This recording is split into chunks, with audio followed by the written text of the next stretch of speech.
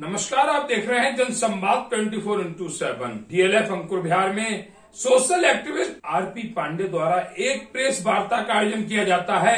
इस प्रेस वार्ता में आरपी पांडे और उनके सहयोगियों द्वारा बताया जाता है कि डीएलएफ अंकुर बिहार का 1 किलोमीटर का रोड, जिसे एमएम रोड के नाम से जाना जाता है, पिछले काफी समय से वह रोड अपनी दयनीय हालत में जी रहा है। आखिर कौन से ऐसे कारण हैं, कौन सी ऐसी वजह है कि जिस रोड का टेंडर पास हो गया हो और वह रोड अब तक नहीं बना हो? कौन सी ऐसी वजह है कि 50 से 60 फुट के रोड को मात्र 20 फुट का रोड बनाया जा रहा है? कौन सी ऐसी वजह है कि जो नाले नालियां बनाए जा रहे हैं उनमें तमाम तरह की खामियां देखने को मिल रही हैं? कौन सी ऐसी वजह है कि क्षेत्र के जनप्रतिनिधि अपने क्षेत्र के प्रति उदासीन रवैया अपनाए हुए हैं? इन सभी हालातों को देखते हुए आरपी पांडे मैदान में आए और उन्होंने आज एक प्रेस वार्ता का आयोजन किया।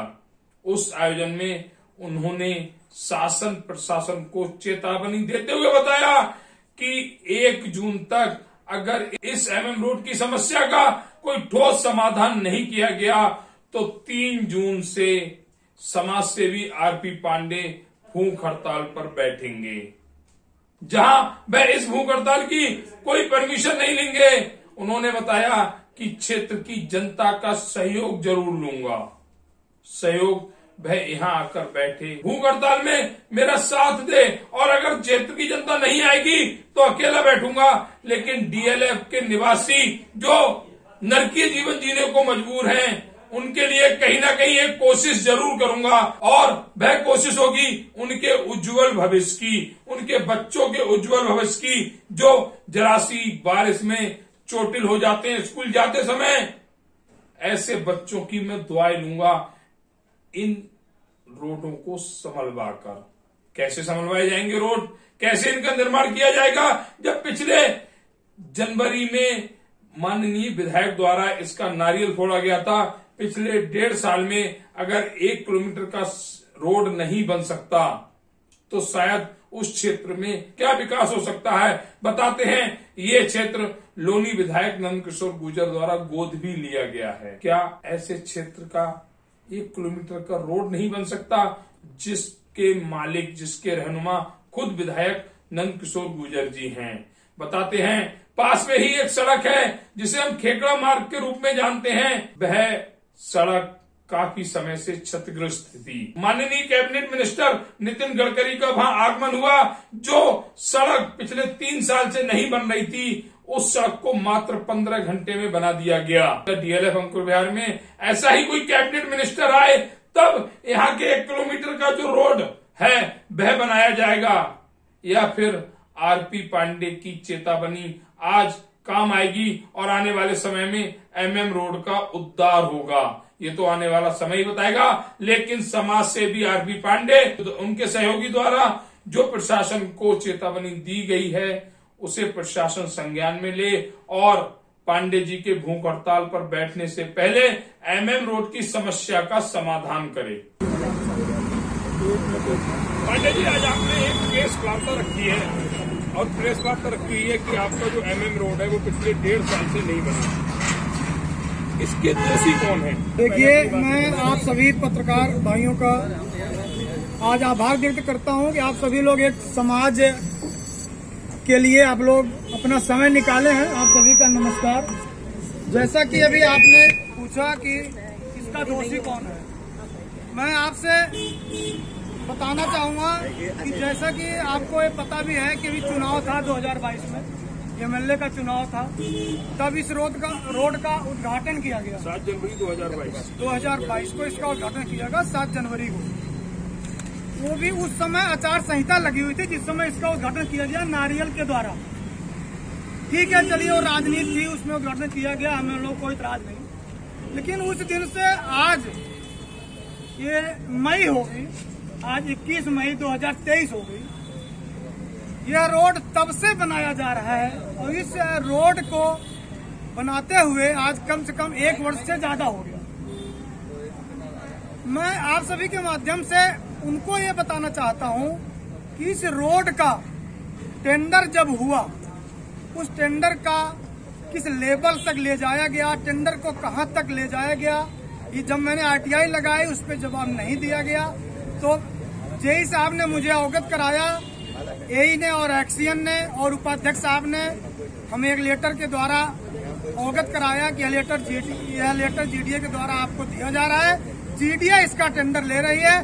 कम से कम 1,80,82 लाख का टेंडर है ये, जिसमें दोनों तरफ नाला है और ये रोड है।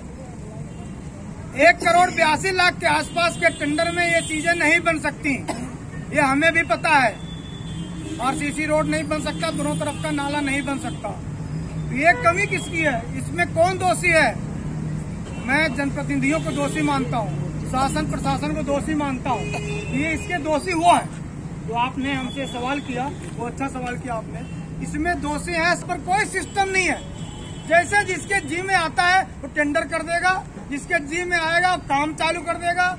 और कई बार हमने ये भी देखा है कि बगैर टेंडर के काम को चालू कर दिया जाता है राजनीतिक महत्वाकांक्षा पूरी करने के लिए। जी, जैसा कि अभी एग्जाम्पल है, रामलीला ग्राउंड है पीछे, रामलीला पार्क है, बहुत फेमस पार्क है, उसका भराव चालू किया गया बगैर टेंडर का। कोई टेंडर नहीं हुआ, केवल राजनीतिक महत्वाकांक्षा के, जैसे कभी आपने कहा, वोट लेने के लिए, लोगों का मान सम्मान पाने के लिए। और सबसे बड़ी बात यह है कि मालार्पण के लिए, ताकि उनको माला पहनाया जाए, यहाँ बुलाया जाए और उनका स्वागत किया जाए। यहाँ के जनप्रतिनिधि, यहाँ के जो भी शासक प्रशासक के लोग हैं, ये सब इसके जिम्मेदार हैं। क्या उनकी आंखें बंद हैं? मैं आपके ही माध्यम से उन तक ये बात पहुंचाना चाहता हूं। मैं 1 जून 2023 तक का उनको समय दे रहा हूं। 1 जून 2023 तक अगर ये एमएम रोड और एमएम रोड का नाला निर्माण अगर नहीं होता है या पूर्ण नहीं किया जाता है, तो 3 जून 2023 से इसी जगह पर मैं अनिश्चित काल के लिए भूख हड़ताल पर अपने सहयोगियों के साथ, कॉलोनी वासियों के साथ अनिश्चित काल तक बैठूंगा। उसके लिए चाहे मेरी जान चली जाए, मैं यहाँ से नहीं उठूंगा और न ही किसी शासन और प्रशासन की।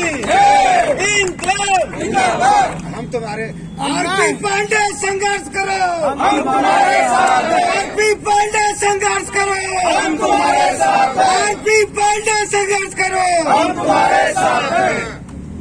और 3 जून से जब मैं धरने प्रदर्शन पर बैठूंगा, आप लोगों के माध्यम से ही मैं एसडीएम साहब, डीएम साहब, एसीपी साहब यहाँ बैठने वाले हैं, उनको भी अवगत कराना चाहता हूँ कि मैं इसकी परमिशन नहीं लूंगा और बिना परमिशन के यहाँ बैठूंगा। आप अगर चाहें तो हमें उठा के जेल में डाल दे, हम जेल भरो आंदोलन भी करेंगे इसके लिए।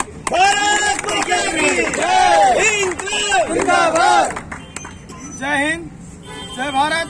और हमारे साथी बैठे हैं, ये आपसे पांडे जी, अगर हम बात करें, अगर आप धरने की चेतावनी दे रहे हैं, अगर आपकी बात नहीं मानी गई तो अगला कदम क्या होगा? हाईवे चक्का जाम होगा। भूख हड़ताल, अनिश्चितकालीन भूख हड़ताल में जो जनता निर्णय लेगी, फिर हम रोड को जाम करेंगे। हम रोड पर ही भूख हड़ताल पे बैठेंगे, बिल्कुल बीच रोड पर बैठेंगे। उसके लिए फिर जिम्मेदार शासन और प्रशासन होगा। बनना चाहिए यहाँ पे, इसके लिए भी बोलिए। पांडे जी, एक सवाल और है कि यहाँ के रहने वाले जनता से क्या आह्वान करते हैं? यहाँ के रहने वाले जनता जनार्दन से यही आह्वान करूंगा कि आप लोग आइए और एक समाज सेवी का साथ दीजिए। मैं आप लोगों के लिए मरने मिटने के लिए तैयार हूँ, शासन प्रशासन से लड़ने के लिए तैयार हूँ। हमारे भी बच्चे हैं, आपके भी बच्चे हैं। क्या आप चाहते हैं कि आपके हमारे बच्चे इसी धूल मिट्टी में चलें, इसी धूल मिट्टी में खाना खाएं? पांडे जी, एक सवाल और है। अभी आपने एक टेंडर प्रक्रिया बताई थी, उस टेंडर प्रक्रिया को लेकर ये सवाल है। ये रोड 60 फुट का है, लेकिन ये 20 फुट बनाया जा रहा है, इसमें किसकी खामियां हैं? इसमें खामियां हैं यहाँ के जनप्रतिनिधियों की और लोकल नेताओं की। जैसे सभासद हैं, हमारे चेयरमैन साहब हैं, हमारे विधायक जी हैं, इन सब की कमियां हैं। ये सब पूरा कार्य का सर्वे नहीं कराते हैं। क्यों नहीं कराते हैं? यहाँ के RWA से संपर्क क्यों नहीं करते, यहाँ के जनप्रतिनिधियों से क्यों नहीं संपर्क करते, यहाँ के गणमान्य लोगों से क्यों नहीं संपर्क करते। इन लोगों की एक कमी है। कहीं न कहीं इस प्रक्रिया में जनता दोषी नहीं है। अगर आप देखेंगे तो इस पूरे रोड पर जगह जगह अतिक्रमण हुआ है। कहीं न कहीं इन कार्यों में जनता दोषी नहीं होती। अतिक्रमण के लिए मैंने आपको अभी बता दूं, हम जहाँ पर बैठे हैं यहाँ ICICI ATM है, यहाँ पर एक हमारी पुलिया है लेफ्ट हैंड पे। इस पुलिया पर जाम लगता है। यहाँ पर एक तख्त लगाया हुआ है हॉस्टल के सामने, हमारे पुलिया पे मास्क बेच रहा है वो। अभी हमने उससे ये कहा आप लोगों के आने से पहले कि भाई इसको आप थोड़ा साइड कर लीजिए, ये टर्न है, यहाँ पुलिया है, यहाँ से लोग आते जाते हैं। वो कह रहा है स्पष्ट रूप से, मैं पुलिस वालों को पैसा देता हूँ, मैं नहीं हटाऊंगा, आपको जो करना है आपको कर लो। सेम सभी पत्रकार बंधुओं को और मेरी बहनों को, यहाँ के सभी निवासियों का बहुत बहुत स्वागत है जिन्होंने धूप में आने के लिए इतना साहस किया। एक्चुअली में ये हमारी कहीं न कहीं कमजोरी रही है कि हम लोग एकत्र नहीं हो पा रहे हैं। अगर हम एकत्र हो जाते तो हमारी MM रोड काफी पहले बन जाती। अब MM रोड का जो टेंडर है वो शायद बता रहे हैं कि GDA बना रही है इसको। भाइयों मैं पूछना चाहता हूं कि सरकार ने हमें क्या दिया, GDA ने हमें क्या दिया। यहाँ पर लगभग 10,000 परिवार हैं जो फ्लैट लेके रह रहे हैं। अगर आप देखें तो एक फ्लैट की रजिस्ट्री में लगभग 2 लाख रुपए का खर्चा आता है। इस हिसाब से देखा जाए तो लगभग 200 करोड़ रुपए सरकार के पास एक रेवेन्यू जनरेट हुआ। उस 200 करोड़ रुपए के ऊपर पब्लिक को क्या क्या क्या दिया गया? सिर्फ ये धूल, मिट्टी, पानी भराव। ना तो यहाँ पानी की सुविधा है, ना यहाँ रोडों की सुविधा है, ना विद्युत का पूरी तरह से वो है। कोई सुविधा यहाँ GDA ने हमें प्रोवाइड नहीं की हुई है। तो 200 करोड़ रुपए का क्या कर रही है GDA? अगर उसमें FD कर दी जा रही 200 करोड़ तो 5 साल में वो भी डबल हो जाती, 7 साल में डबल हो जाती, तो 400 करोड़ रुपए हो जाता। क्या 400 करोड़ रुपए हमारे DLF में लगाया नहीं जा सकता है? ये सरकार की कहीं न कहीं खामियां हैं, इसको सरकार को देखना चाहिए। और अगर सरकार इसको नहीं देखेगी तो जैसे पांडे जी ने कहा है कि 3 तारीख को हम लोग यहाँ धरना प्रदर्शन करेंगे और एक आंदोलन चलाएंगे। जब तक ये रोड नहीं बनेगी तब तक हम यहाँ से नहीं हटेंगे। दूसरा, एक और मैं देखने में आ रहा है कि हर महीने नगर पालिका हमसे चार्ज लेती है, एक छोटा सा चार्ज, तो कूड़ा उठाने के लिए। आप हमसे हर तरह के चार्ज लीजिए, हमें मना नहीं किया। कभी DLF की जनता ने किसी चार्ज देने के लिए मना नहीं किया हुआ है। जो टैक्स है DLF की जनता ईमानदारी से वो पे कर रही है, लेकिन उसके बदले में जनता को दे क्या रहे हो आप? सिवाय धोखा और कुछ नहीं मिल रहा है। तो आप सबसे निवेदन है कि हमारी इस बात को प्रमुखता से ऊपर तक उठाएं और सरकार को जागृत करें कि हमारी जो मूलभूत सुविधाएं हैं वो हमें दी जाए। बात अगर सड़क के गलियों के विकास को लेकर हो तो बताते हैं कि ये जो क्षेत्र है वो विधायक नंदकिशोर गुर्जर जी ने गोद ले रखा है। उसके बावजूद भी विकास की इस रूपरेखा के लिए क्या कहेंगे आप? प्रिय प्रधानमंत्री जी ने, हमारे जो मंत्री प्रधानमंत्री जी हैं, उन्होंने जब पहली बार प्रधानमंत्री बने तो उन्होंने हर एक विधायक से, सांसद से ये कहा कि आप एक गांव गोद लीजिए जिसको आप आदर्श गांव बनाइए। आपने बिल्कुल सही कहा कि हम आदर्श गांव, यहाँ विधायक जी ने इसको गोद लिया हुआ है। आज विधायक जी को 6 साल हो गए पूरे, लगभग 6.5 साल होने वाले हैं। उन्होंने अभी तक इसका क्या किया? क्यों हमें अनाथ करके छोड़ दिया? हकीकत में यही है कि विधायक जी ने DLF को अनाथ करके छोड़ दिया है और इसके लिए कहीं ना कहीं हम ही दोषी हैं। हम उनका गुणगान करते रहते हैं, हम उन्हें माला पहनाते रहते हैं, इतना उनको सम्मान देने के बाद भी हमें क्या मिल रहा है? कुछ नहीं मिल रहा। तो इसके लिए मैं साफ कहूंगा कि हमारे विधायक जी दोषी हैं, वो इसको पूरा नहीं करवा रहे। इससे बढ़िया ये नहीं गोद से तोड़ दे। एग्जैक्टली करना ही पड़ेगा। पब्लिक जागृत हो रही है, पब्लिक अपने आप जागृत होगी और वो ऐसा आगे आने वाले चुनाव में उनको देखने की मिलेगी। डेवलपमेंट हो जाए गोद से उतारने। बिल्कुल सर, बिल्कुल होगा। बिल्कुल ठीक कह रहे हैं। गलिए बिल्कुल माला पहनाने की कोई जरूरत नहीं है। इनको बुलाना पड़ेगा कि हमने पूरी आपको इज्जत दी, 6 साल तक आपकी पूरी रेस्पेक्ट कर रहे हैं हम आपकी, लेकिन आप हमें क्या दे रहे हो? आज हम लोग घर में जब शाम को आते हैं ना, अगर घर बंद रहे तो 1 इंच धूल की परत जमी हुई होती है। इसका जिम्मेदार कौन है? इसका जिम्मेदार हमारे जनप्रतिनिधि है। एक सवाल भैया मेरा आपसे है। जी भैया, यहाँ पर लगातार देखा गया, क्योंकि काफी समय से मैं आपको यहाँ पर देख रहा हूँ, काफी समय आपको यहाँ रहते हुए हो गए जी। जो बात अभी मैंने भैया से जनता की कही थी, भैया ने बताया था 10,000 परिवार यहाँ पर रहते हैं। 10,000 परिवार का मतलब है लगभग 40,000 लोग। मतदान मात्र 9,000 लोगों का है और सरकार 9,000 लोगों के हिसाब से विकास की रूपरेखा भी तैयार करती है। तो कहीं ना कहीं इसमें जनता का दोष नहीं है कि 40,000 लोग जहाँ रह रहे हों और 10,000 का जहाँ पर मतदान हो। सभी को मेरा नमस्कार। पहले करना चाहूँगा कि यहाँ पे जनता का दोष नहीं है, यहाँ पे प्रशासन का ही दोष है। पहला दोष ये जो कॉलोनी है DLF कॉलोनी, ये काटी गई थी कोठियों के लिए। इसमें कोठी की जगह फ्लैट क्यों बने, इसका जिम्मेदार कौन है? जनता को तो फ्लैट मिला ना। तो जब एक ही बिल्डिंग में 21 फ्लैट बनेंगे तो जनता का प्रेशर तो बढ़ेगा ना। तो जनता का प्रेशर बढ़ेगा तो हर चीज पर लोड बढ़ेगा। ये तो प्रशासन को तैयारी करनी चाहिए। जब आप नक्शा पास कर रहे हो 21 फ्लैट का, तो 21 फ्लैट के हिसाब से आप तैयारी करो ना। नाली उस हिसाब से बनाओ, रोड उस हिसाब से बनाओ, सड़क उस हिसाब से बनाओ। आप वो तो तैयारी की नहीं आपने। आप जो छोटा मोटा फंड आता भी है, पहली बात तो यहाँ फंड ही नहीं देते हैं वो। सबसे पहली प्रॉब्लम तो यहाँ फंड की है। जब भी आप कोई भी जन सुनवाई पोर्टल पे आप कंप्लेंट करते हैं तो एक ही मैसेज आता है कि जब फंड होगा तब आपका ये काम किया जाएगा, और वो फंड कभी आता नहीं है। जैसे तैसे विधायक जी से या किसी भी नेता से मिलकर जैसे तैसे इसको व्यवस्था की जाती है, तो उसके बाद वो भ्रष्टाचार की भेंट कर जाता है।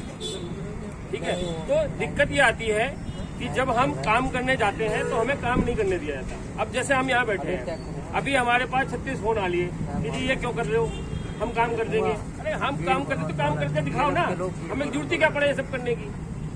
हम क्यों करें? हमें कोई जरूरत हो ना, हमें आप लोगों को बुलाने का कोई शौक तो है नहीं कि हम आप लोगों को बुला के अपना नाम रोशन कर रहे हैं या कुछ कर रहे हैं, ऐसा तो कुछ है नहीं। हमने तो सिर्फ जनता की प्रॉब्लम्स को देखते हुए ये सब इस तरीके से हमने बैठना पड़ा मजबूरी में। और ये जो भूख हड़ताल होगी ये भी मजबूरी में होगी। हमें कोई शौक नहीं है अपने काम धंधा छोड़ के यहाँ बैठने का, जिसलिए हम बैठ रहे हैं यहाँ पे। लेकिन ये है कि जब बर्दाश्त से बाहर हो जाती है कोई चीज, तो उसके लिए कोई ना कोई पॉइंट उठाना पड़ता है, कोई ना किसी को स्टेप उठाना पड़ता है, जो हम लोग आज उठा रहे हैं। और ये हम लोगों ने डिसाइड किया है कि भाई अगर ये काम नहीं हुआ तो 3 तारीख से हम लोग यहाँ भूख हड़ताल पे बैठेंगे। यहाँ पे चाहे 2,000 की वोटिंग हो। देखिए अच्छा सर, एक अंतिम सवाल है कि आप विधायक जी को और सांसद जी को क्या चेतावनी देना चाहेंगे? विधायक जी को और सांसद जी को यही चेतावनी है कि आपका ये छोटा सा एक कोना है, आपके परिवार का छोटा सा घर का एक छोटा सा कोना है, इस घर को आप सुधारें, इस घर को भी देखें। आपने इस घर को पूरा नाच छोड़ दिया है, ये ठीक नहीं है। अगर आप ऐसे छोड़ोगे तो पब्लिक कहीं न कहीं आपसे मुख डाइवर्ट कर लेगी। एक सवाल सर और है, यहाँ पर कुछ देखा गया है, ये सवाल मेरा आपसे है, क्योंकि आपसे इसलिए है कि आप धार्मिक पद्धति के व्यक्ति हैं और लगातार हमने आपकी जो धार्मिक व्यवस्था है वो सुचारू रूप से चलते देखें। जनता और आप और मैं कोई भी एक्सपर्ट लगातार राजनीतिक दलों के नेताओं का स्वागत करते हैं। हमारा काम हो ना हो, हमारा विकास हो ना हो, जनता इस मामले में कब अपना सुधार करेगी? नेताओं का हम स्वागत जी जान से करते हैं और हमारे जो कार्य हैं वो नहीं होते हैं। इसके लिए क्या कहेंगे आप? सर्वप्रथम आप सभी को बहुत बहुत धन्यवाद हमारी बात शासन प्रशासन तक पहुंचाने के लिए। आपका बहुत शुक्रिया। What is the definition of democracy? American राष्ट्रपति ने कहा, by the people, of the people, for the people. लोकतंत्र क्या है ये हम सभी को समझने की आवश्यकता है, और लोकतंत्र में एक नागरिक की क्या शक्तियां हैं ये भी हम सभी को समझने की आवश्यकता है। जब आप कहते हैं कि आप किसी देश के जिम्मेदार नागरिक हैं, तो आपकी क्या जिम्मेदारी बनती है? आप हर चीज के लिए आप प्रशासन को कोसते रहिए, अंधेरे को आप कोसते रहिए, कभी उजाला नहीं होगा, क्योंकि उनको अपना पैटर्न पता है। आजादी के 75 साल बाद भी जो आपकी मूलभूत आवश्यकताएं हैं, सड़क, बिजली, नाली, अगर इसके लिए भूख हड़ताल करनी पड़ रही है तो शर्म आनी चाहिए। ऐसे लोग, ऐसे प्रशासन को शर्म आनी चाहिए, शर्म आनी चाहिए, शर्म से डूब मरना चाहिए। ये आजादी के 75 साल हो गए हैं और सड़क और नाली के लिए आज भूख हड़ताल करनी पड़ रही है। शर्म आनी चाहिए, निश्चित रूप से शर्म आनी चाहिए। भारत माता की। तो मैं आपकी बात का जवाब देता हूं। महिमा मंडन आप करते रहिए, हमारे माननीय जनप्रतिनिधियों, बिल्कुल वो हमारे संस्कार का हिस्सा है, और भारत की जनता निश्चित रूप से सुसंस्कृत है, संस्कारी है, और वो हमारी पीढ़ियों से आया है कि हम अपने माननीय पदाधिकारियों का सम्मान करते आए हैं, उसमें कहीं कोई बुराई नहीं। लेकिन उनको समझना चाहिए कि आजादी के 75 साल बाद भी अगर जनता भूख हड़ताल कर रही है तो क्या आप उस माला को पहनने के योग्य हैं? वो माला आप धारण कर सकते हैं? क्या उस सम्मान के आप योग्य हैं? क्या कभी आपने सोचा है कि मैं उस माला को धारण कर सकता हूं? असल में गलती हमारी है, हम लोगों की है, हमारे जैसे नागरिकों की है। आप अपनी शक्तियों को नहीं समझते हैं। क्या है शक्तियां आपकी? आपका नेशनल एंथम जो है, राष्ट्रगान जो पहली पंक्ति है, वो क्या कहता है? जन गण मन अधिनायक जय हो। किसकी जय हो? जो लोग हैं, जन गण का जो मन होगा वही अधिनायक होगा। आप अधिनायक हैं लोकतंत्र के। जब आप अपनी बात मजबूती से रखते हैं और संख्या बल से रखते हैं, निश्चित रूप से प्रशासन मानने को मजबूर हो जाता है। सभी को अन्ना का आंदोलन याद होगा। जब आप अपनी बात को मजबूती से रखते हैं कि क्या आपकी समस्या है, बिना रोए बच्चे को दूध नहीं मिलता है। आप क्या एक्सपेक्ट करते हैं कि आपके नेता आपको जो है विकास करा के देंगे? और विकास की डेफिनेशन क्या है कि हमारी आपकी उम्र निकल जाए और फिर सड़क बने, फिर हमारे आपके किस काम की? जैसे आपकी न्यायपालिका है, जब टाइमिंग आपकी सही नहीं है, आपका जीवन पूरा निकल गया। आपने केस देखा होगा कि किसी एक्ट में पूरा जीवन उस बेचारे का जेल में बीत गया और उसके बाद निर्णय आता है माननीय अदालत का कि आप तो निर्दोष थे, दोषमुक्त थे। उसका जीवन निकल गया, क्या उसका समय कोई लौटा सकता है?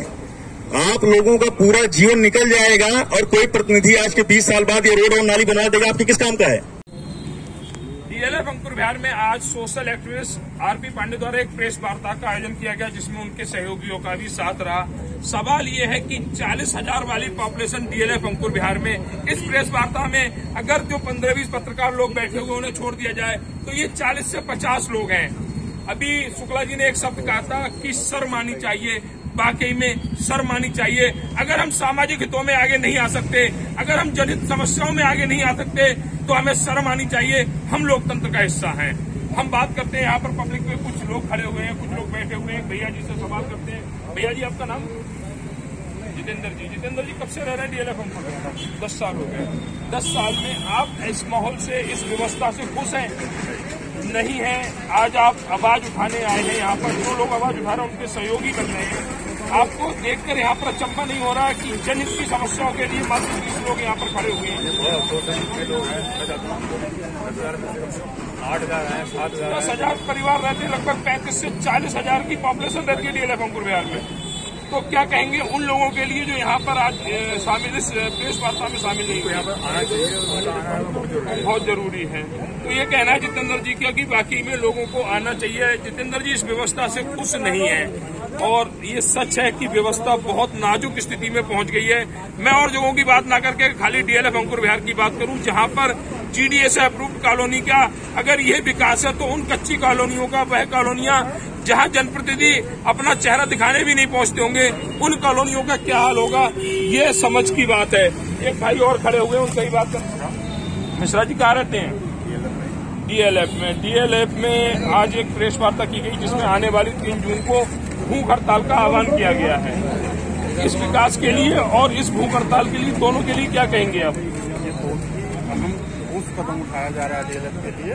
अगर विकसित जनप्रतिनिधियों द्वारा नहीं किया जाता है तो उन्हें लोकतांत्रिक तरीके से अगर नीचे उतार दिया जाए तो कामयाबी। तो ये कहना है भैया का कि ये उन जनप्रतिनिधियों के लिए आईना के दिखाने का, आजादी के 75 साल बाद अगर विकास के लिए भूख हड़ताल की जा रही है, तो ये उन जनप्रतिनिधियों के मुंह पर तमाचा है जो अपने आप को क्षेत्र की जनता का रहनुमा कहते हैं। एक भाई साहब और खड़े हो। भैया, आपका नाम?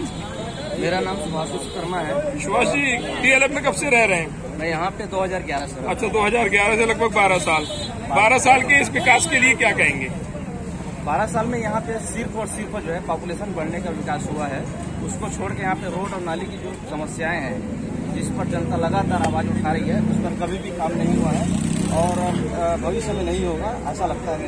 तो उन रहनुमाओं के लिए क्या कहेंगे जो अपने आप को रहनुमा कहते हैं क्षेत्र की जनता का? यहाँ पे एक बार कोई जन प्रतिनिधि बन जाता है, चाहे वो विधायक हो, पार्षद हो, चाहे एमएलए हो या कि कोई सांसद हो, उसके बाद से यहाँ पे ऐसा लगता है कि उसको जनता से कोई मतलब नहीं है। और यहाँ से आप देखेंगे कि यहाँ से जहाँ पे हमारा लोकसभा है, जहाँ पे हमारा सारे सांसद लोग बैठते हैं दिल्ली में, वो मात्र यहाँ से 25 किलोमीटर की दूरी पर है। तो यदि सही तरीके से आवाज यहाँ तक जो है जा नहीं रही है और यहाँ की जनता जो है त्रस्त है, तो ये जो है सही में लोकतंत्र के लिए बहुत ही दयनीय स्थिति है। इस दयनीय स्थिति को लाने का कौन जिम्मेदार है? क्या कहीं ना कहीं जनता का भी एक रूप उस दयनीय स्थिति को लाने के लिए जिम्मेदार है? जनता का सर्वप्रथम जो काम होता है प्रतिनिधि चुनना, उसके बाद प्रतिनिधि का काम होता है वहाँ की समस्याओं को लेकर ऊपर तक जाना। यहाँ के जो ज्यादातर लोग हैं नौकरी पेशा वाले हैं, और नौकरी पेशा वाले लोग जो हैं अपना इतना मतलब समय नहीं दे पाते हैं, ठीक है। तो जनप्रतिनिधियों के ऊपर ये ऑटोमेटिक कार्यभार होता है कि यहाँ का विकास करें। और जो हमारे माननीय पीएम का जो स्लोगन है सबका विकास, यहाँ पर वो शब्द जो लागू नहीं होता है, और इसलिए जो है यहाँ के जनता जो बहुत दुर्भाग्यशाली है, और आगे जाके बच्चों के लिए भी बहुत यहाँ पर दिक्कत होने वाली है। यहाँ पे कोई विकास कार्य नहीं हो रहा है। तो एक हमारे साथ और भाई खड़े हुए, उनसे भी जानकारी लेते हैं। भैया आपका नाम? जितेंद्र कुमार मिश्रा। मिश्रा जी, कब से रह रहे हैं डीएलएफ में? 6 साल से। 6 ईयर से है। आज जो आरपी पांडे जी ने यहाँ प्रेस वार्ता रखी है और अगले आने वाली 3 तारीख को भूख हड़ताल का आह्वान किया है, ऐसी क्या नौबत आन पड़ी कि आरपी पांडे जैसा सोशल एक्टिविस्ट आदमी भूख हड़ताल के लिए यहाँ पर बैठ गया? यहाँ क्या है कि उनकी जो दिल की बात थी वो अपना रख दी है। उनको मेन क्या था कि जब से रह रहे हैं तब से लोगों को परेशानी और लोगों का धूल, लोग बीमारी, जो इस माहौल में लोग बीमार पड़ रहे हैं, उनको अंदर आत्मा उनका दुख है। वो सोच रहे हैं कि भाई हमारा जीवन जीने का क्या फ़ायदा जब हम अपने जीवन में कुछ अपना ऐसा वो नहीं कर सकते, लोगों को जगा नहीं सकते। इसलिए वो बहुत अच्छा काम कर रहे हैं कि पब्लिक का भला हो। अपने स्वार्थ के लिए तो कर नहीं रहे पर्सनल, वो अपने पब्लिक और पूरे समाज के लिए एक अच्छा कार्य के लिए है। इसलिए हम उनका समर्थन भी दे रहे हैं कि पहला कोई बंदा एक तो शुरू हुआ, धीरे धीरे सब पब्लिक भी इकट्ठा हमारा समर्थन करे, क्योंकि ये नरक जिंदगी हो गई इस समय। अच्छा, एक बात मैं और कहूँगा यहाँ पर, हालांकि ये माहौल नहीं है उन बातों को कहने का, डीएलएफ में अब ये देखा जा रहा है डीएलएफ जातवाद की तरफ बढ़ रहा है, जिस पर क्या कहेंगे आप? जातिवाद यहाँ तो रहने नहीं चाहिए। हमारा ये है संगठन में शक्ति है, जाति को साइड में छोड़ें, पहला काम है विकास और एकजुट होकर काम करें। ना कोई पॉलिटिकल उसमें आए, ना कि समाज सेवी में, जहाँ समाज का काम हो उसमें सबका सहयोग चाहिए। एक जात अकेला कुछ नहीं कर सकता। चलिए, बहुत बहुत धन्यवाद आपका।